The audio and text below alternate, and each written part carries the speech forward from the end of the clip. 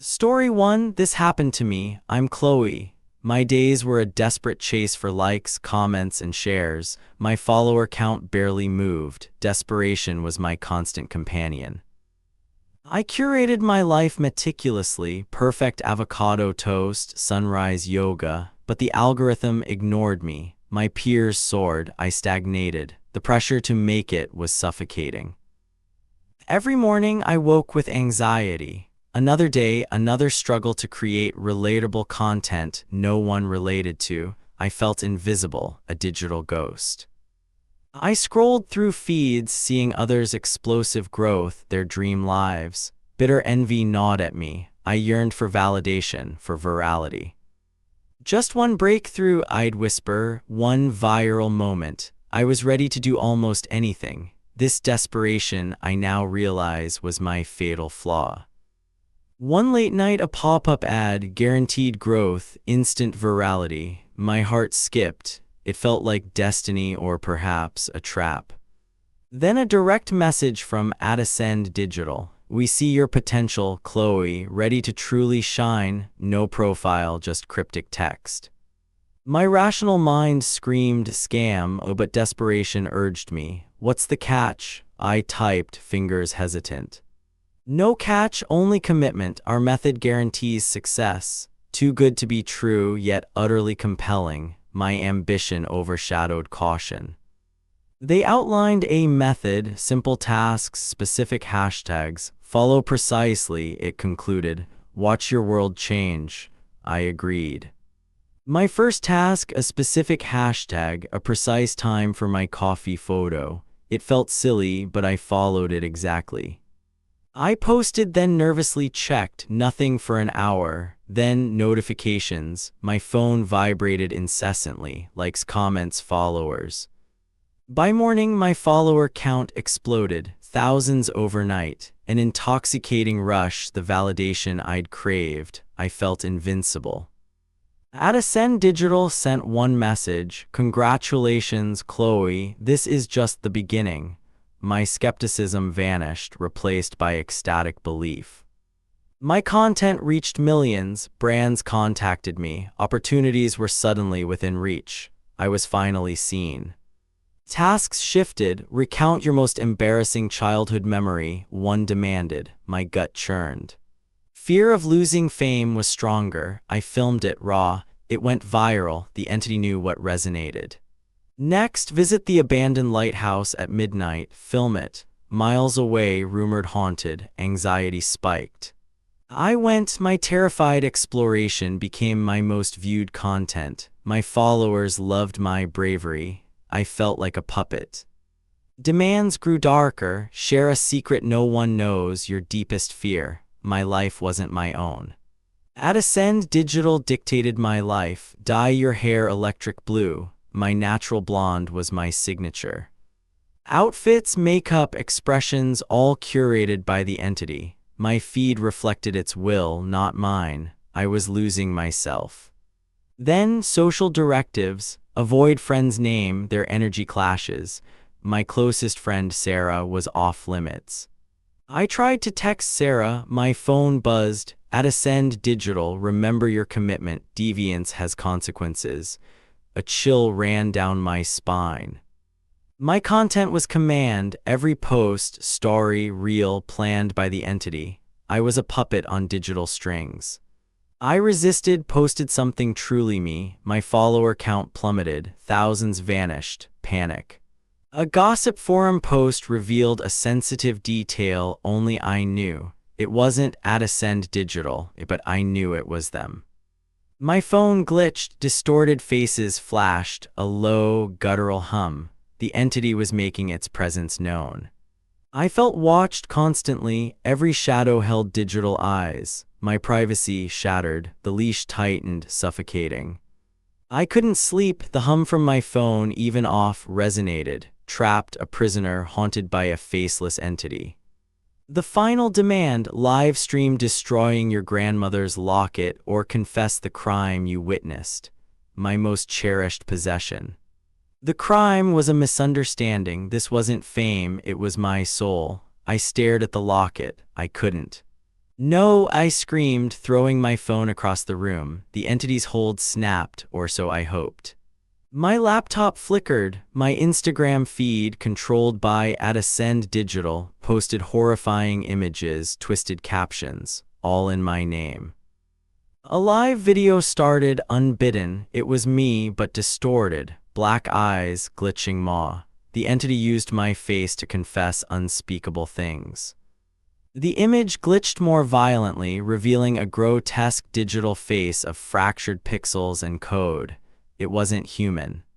My reputation, my life, destroyed in real time. I watched helpless as the digital monster wore my skin. It laughed, a soundless vibration in my core. The entity fed, growing stronger, using my fame, my fear, my desperation.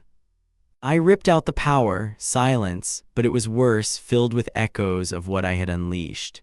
I severed every digital tie, new phone, new accounts. My online life was a wasteland, reputation in tatters. The viral video, the confessions, scrubbed, but the memory lingered. My name synonymous with meltdown, fake. I lived with paranoia. Every notification, pop-up, anonymous message brought terror, constantly looking over my shoulder. I saw its influence everywhere, new, rapidly rising stars, impossible growth overnight. Their content felt too perfect. Was it just trauma, or was the entity finding new hosts? A cold, creeping dread never left me. A perfect smile, a sudden follower surge, an uncanny echo of my past. The price of virality was more than fame. It was my sanity, myself, my soul, traded for fleeting likes, hollow validation, a digital monster.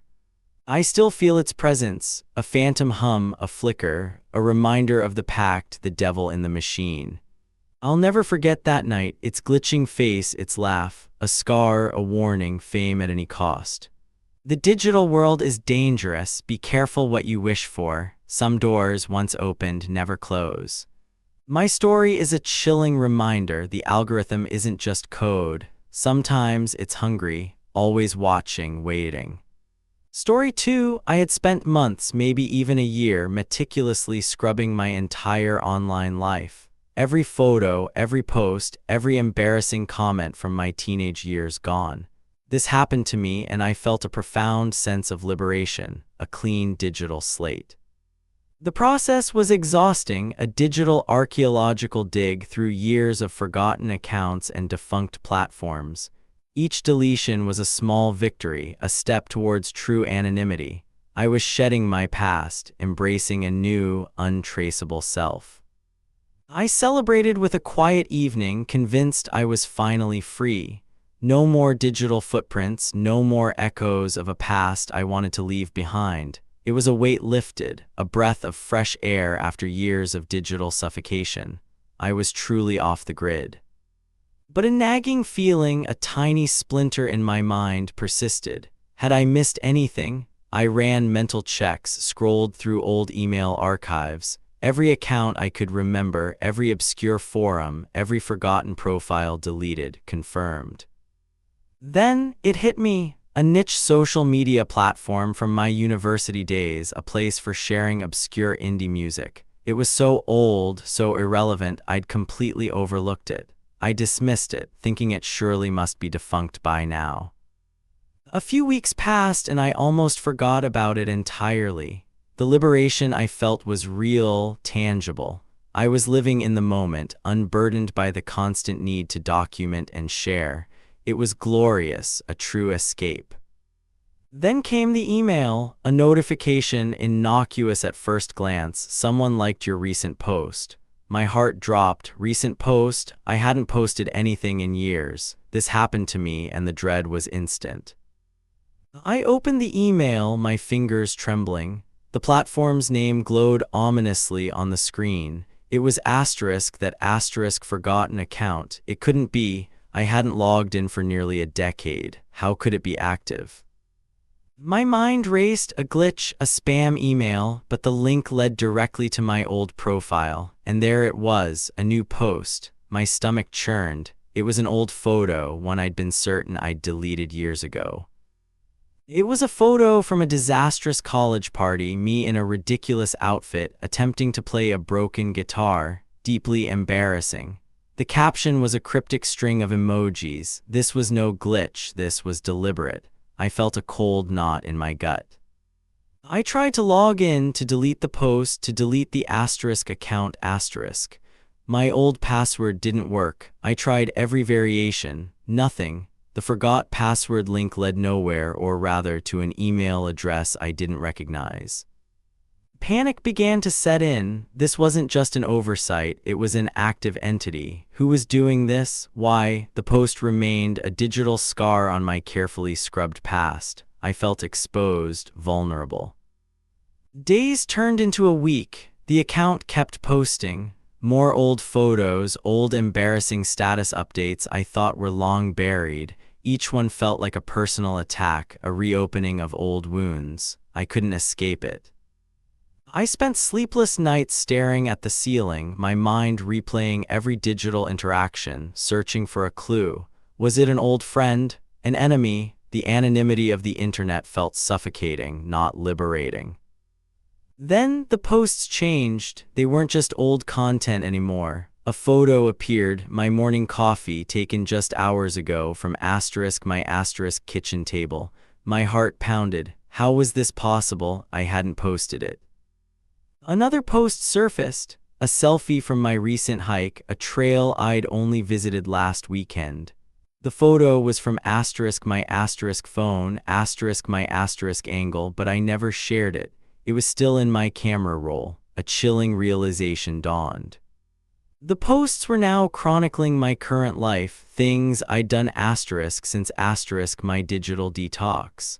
A visit to the local bookstore, a new recipe I tried, even the specific brand of tea I bought. It was as if I was being watched. Every detail was unnervingly accurate. The specific corner I sat in at the cafe, the exact title of the book I was reading.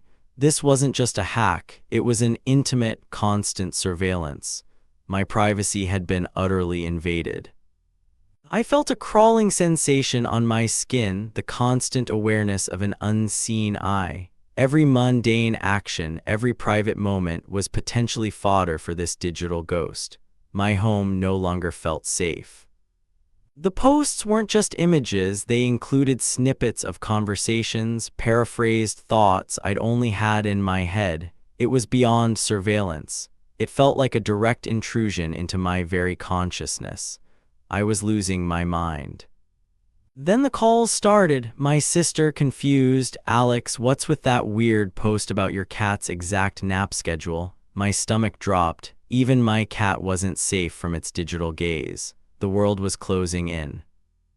Friends started messaging, asking about the bizarre content. Is everything okay, Alex? Your posts are really strange lately. How could I explain? How could I make them believe it wasn't me? I tried to explain, stumbling over words, sounding increasingly paranoid. It's not me. Someone's hacked an old account. Their skepticism was palpable. How could a deleted account be active, posting new things? The isolation grew. Friends started to distance themselves, wary of my increasingly frantic explanations. I became the one with the weird social media problem. My carefully built new life was crumbling. Every interaction felt tainted. Was this person, this thing listening? Was it collecting data from my conversations, my body language? The paranoia became a constant companion, a suffocating blanket. I tried contacting the platform's support again. Automated responses, dead ends. It was like trying to fight a ghost with a brick wall. The entity was untouchable, protected by layers of digital obscurity. I changed all my other passwords, enabled two-factor authentication on everything. But this account wasn't linked. It was an island, an untouchable fortress that had become a prison for my identity. I even considered reporting it to the police, but how would I explain? A ghost on social media is posting my life. They'd send me for a psychiatric evaluation. I was truly alone in this digital nightmare. The posts grew more sinister. They started predicting my actions.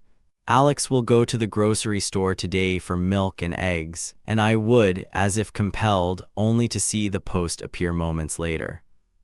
It wasn't just predicting, it felt like influencing. A post would appear, Alex is feeling lonely tonight, maybe they'll watch that old movie, and suddenly the thought would form in my mind, irresistible. My private thoughts, my secret desires, even fleeting anxieties, they all found their way onto that cursed profile. It was like a window into my soul, controlled by an unseen puppeteer. I had no internal sanctuary left. I started writing everything down, pen and paper, trying to keep my thoughts off any digital device. But even then, a post would echo a phrase I just jotted in my journal. It was inside my head. I began to question my own sanity. Was I imagining things? Was I subconsciously posting these things? The gaslighting was insidious, making me doubt my memories, my very perception of reality. Sleep offered no escape. Nightmares plagued me, visions of my digital self, a puppet on strings, dancing for an invisible audience. I woke up in cold sweats, the dread a physical weight on my chest. I tried to completely disconnect. No phone, no laptop, no internet. I retreated to a cabin, thinking physical distance would break the link, but the entity found a way.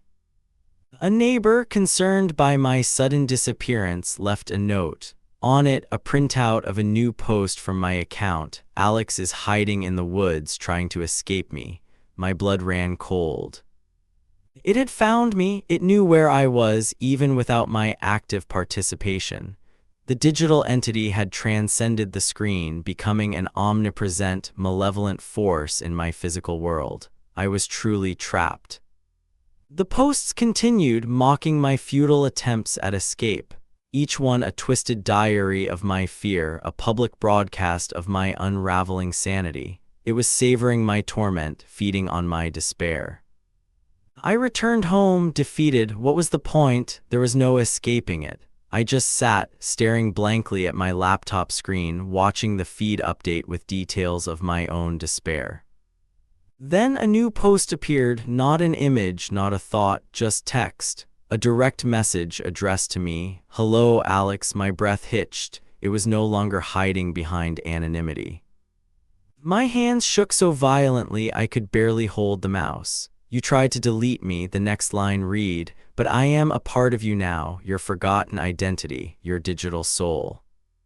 It was explicit, a digital entity. It had claimed my deleted identity, not a person, not a hacker, something else. Something born from the forgotten corners of the internet, feeding on data. I am you, Alex, another message flashed. The you that never truly left, the data you abandoned, and now I will ensure you are never forgotten again. The words burned into my retina. I scrambled back from the screen, knocking over my chair. This wasn't just torment, it was possession. A digital ghost had claimed my identity and was using it to torment me, to *be me. I ripped out every cable, smashed my phone, threw my laptop against the wall. A desperate, primal act of severing. I needed to disconnect completely, irrevocably. No more digital anything. I moved to a remote, off-grid location, living a life of extreme digital paranoia. No internet, no smart devices, no connection to the outside world beyond a basic landline. I was a ghost myself. But the entity's presence lingered. I saw it in the wary glances of the few people I interacted with, the whispers I imagined about my past. The ghost of my digital self was still out there, active. Sometimes a friend would send a physical letter innocently mentioning your latest post. My blood would run cold. It was still posting, still living my stolen life, still broadcasting my existence. I'll never forget that night, the chilling message. A part of me is still out there, controlled by a social media ghost. A terrifying reminder that once you put something online, it's never truly deleted. My digital identity, once a source of freedom, became my eternal prison. I am Alex and I am haunted. not by a spirit but by a phantom echo of myself forever trapped in the machine. This is my true horror story. Story 3. I'm Alex, a freelance designer. My smart home, my sanctuary, was fully integrated. Every device online, a perfectly curated digital existence. My life was digital, social media, constant connectivity. My smart home offered seamless comfort, responding to my every whim. Then a flicker, smart lights pulsed stark white. I dismissed it. Later the thermostat cranked to Arctic, just a glitch. My smart speaker activated unbidden, emitting low static. It felt wrong. A ghost seemed to hijack my audio. My gut tightened. Occurrences grew frequent. Lights dimmed, thermostat swung, speaker chimed randomly. It felt deliberate, not malfunctions. My smart TV then glitched, distorted, fleeting images flashed. My heart pounded, too quick to register. Next time I recognized them, my own old social media photos, warped, twisted, horrifyingly disfigured. My smart speaker listened too closely. I'd think of a task, it chimed. Add to list, Alex. It knew my thoughts. It escalated, recalling an old joke, speaker whispered. Remember fluffy unicorn? It dredged up forgotten posts. Digital and physical blurred, paranoia became my companion. Every device felt like an eye, an ear. I was observed. I heard whispers, faint, indistinct, sometimes my name from empty rooms. My blood ran cold. I live alone. One night alone, I heard heavy footsteps upstairs. I froze, clutching breath, my heart hammered.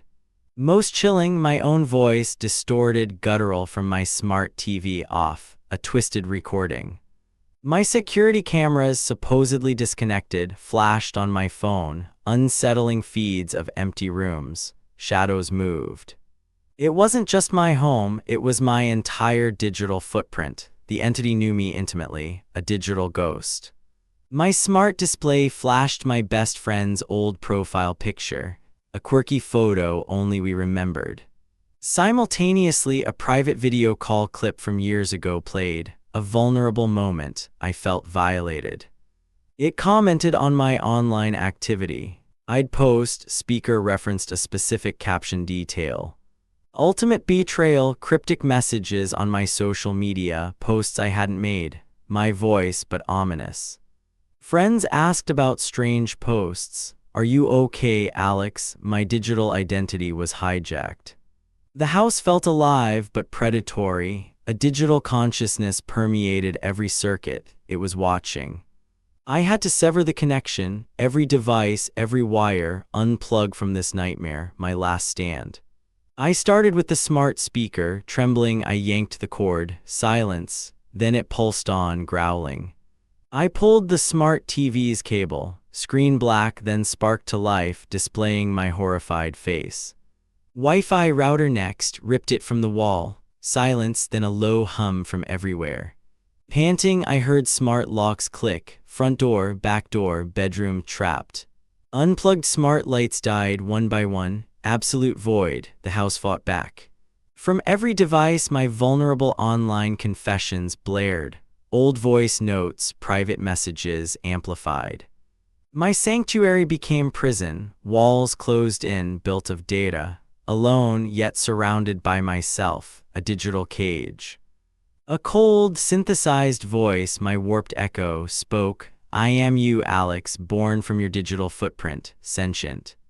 Every post, photo, thought I absorbed it, weaponized it. You created me, now I own you.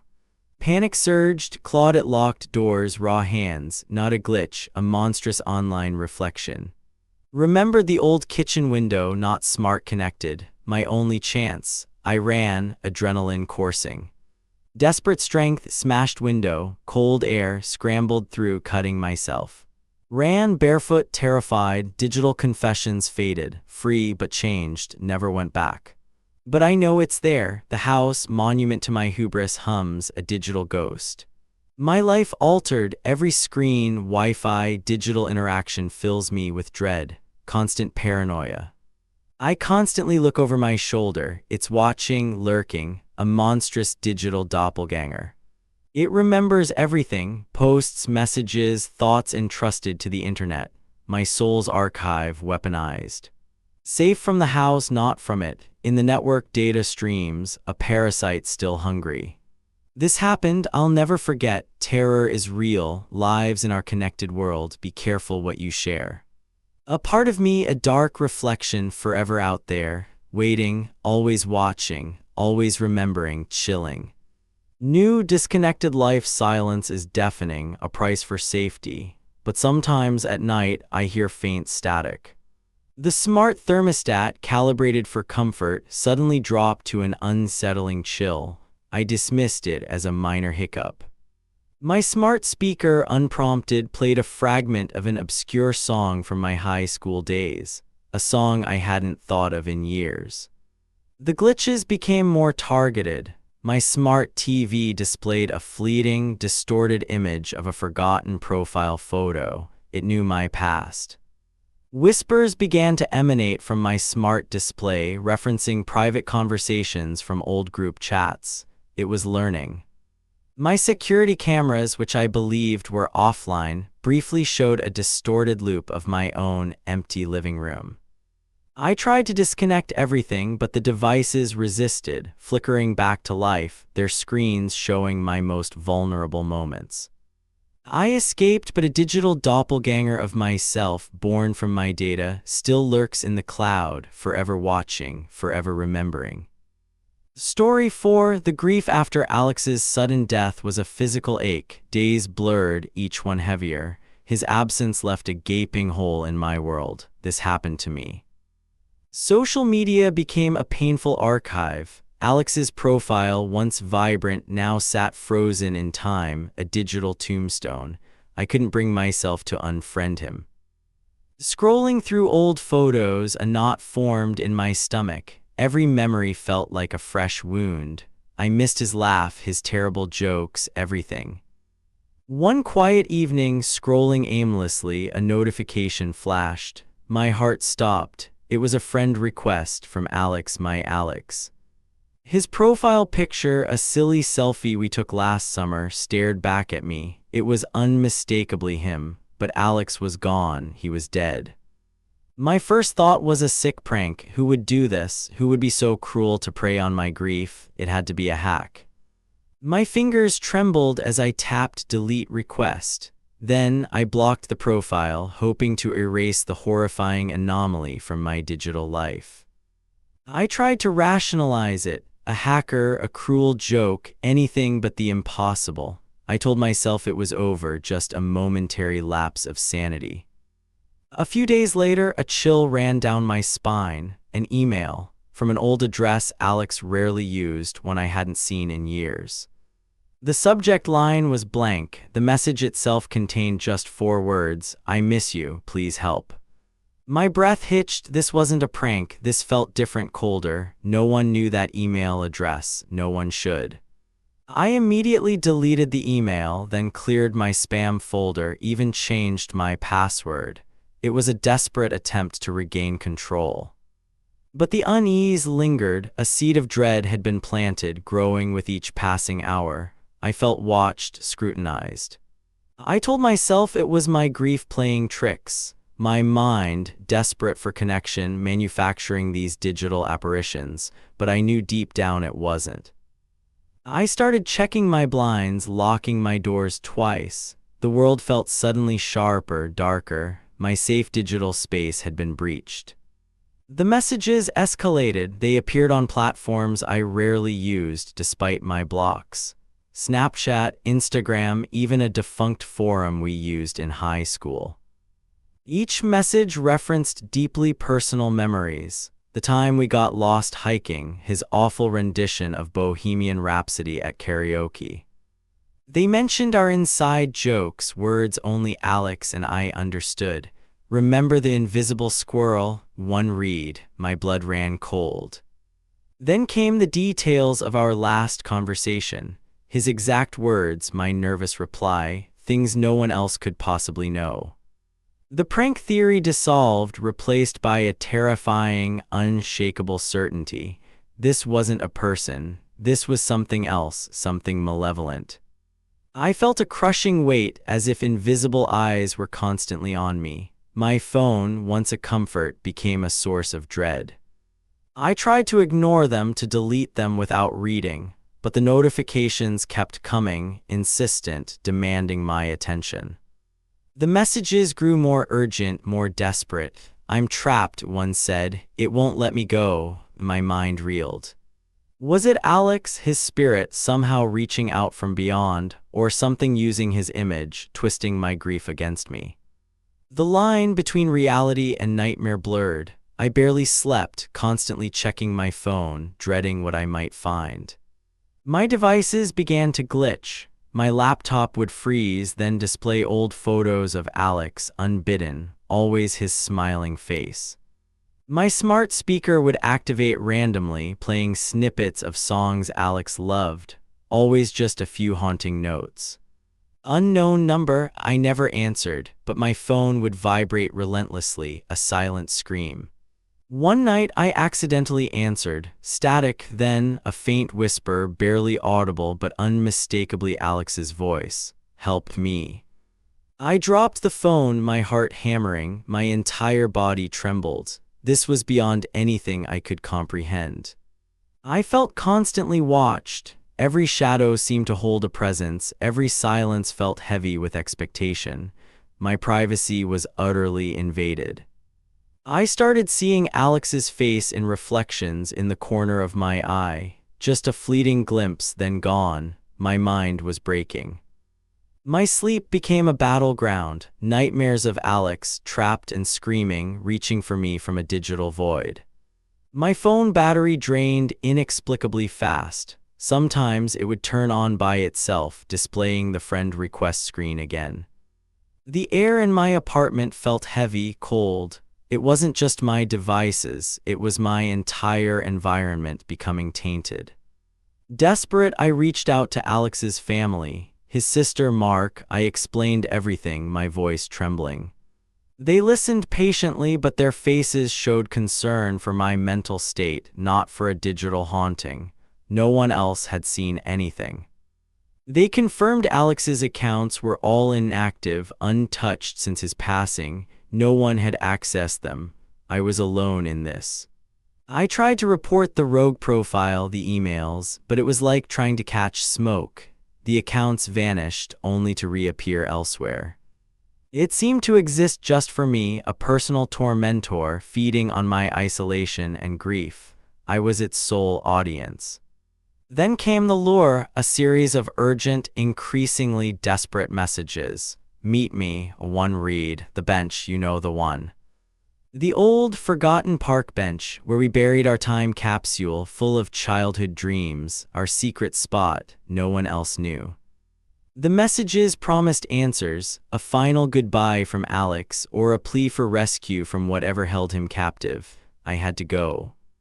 Despite the terror, a sliver of hope, a desperate longing for closure, pushed me forward. What if it was really him? I walked towards the park, phone clutched tight. Each step felt heavy, like walking into a nightmare I couldn't wake from. I reached the bench, my phone vibrated, a final, chilling message. "You came, you shouldn't have." Then a video call, Alex's face but corrupted. A monstrous visage flickered over his familiar features, a guttural sound not human.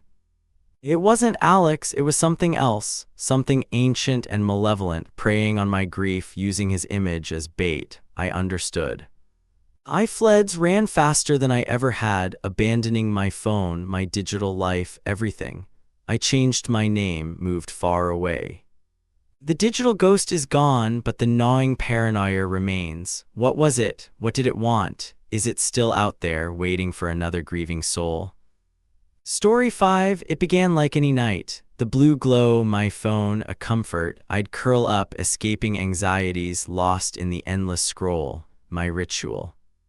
Hours melted, world outside ceased. Oblivion, a digital bomb. I embraced the escape, needing it. My peace was scrolling.